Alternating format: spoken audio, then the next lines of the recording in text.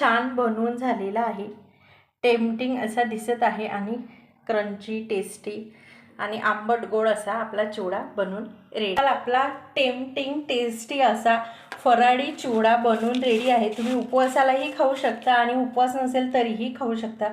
खूप टेस्टी असा हा लागतो। नमस्कार मंडळी, साधनास फूडी कुकिंग रेसिपी चॅनलमध्ये तुम्हा सर्वांचं खूप छान मनापासून स्वागत आहे। तर आज आपण बनवणार आहोत छान बटाट्याच्या किसापासून छान मस्त असा चिवडा। चला तर मग आपण चिवडा बनवून घेऊया। तर इथे मी बटाट्याचा किस तळून घेतलेला आहे, तुम्ही बघू शकाल या पद्धतीने। तर आपण सर्व छान बाउलमध्ये घालून घेऊया।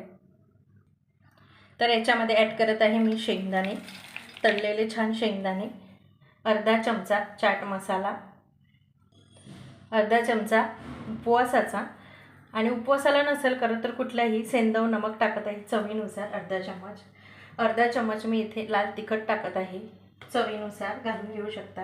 इथे मी अर्धा चमचा इथे मी पिठी साखर, दळलेली पिठी साखर टाकत आहे।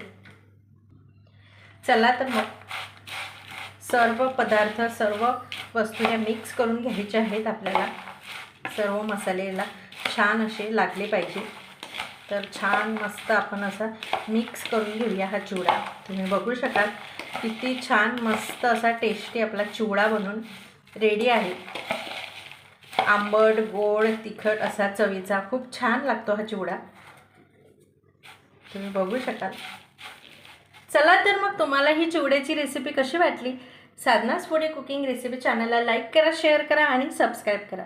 चला तर मग तुम्ही बघू शकाल आपला चिवडा किती छान बनवून झालेला आहे। चला तर मग भेटूया आपण छानशा रेसिपी सोबत। तोपर्यंत स्वस्त राहा आणि मस्त खा।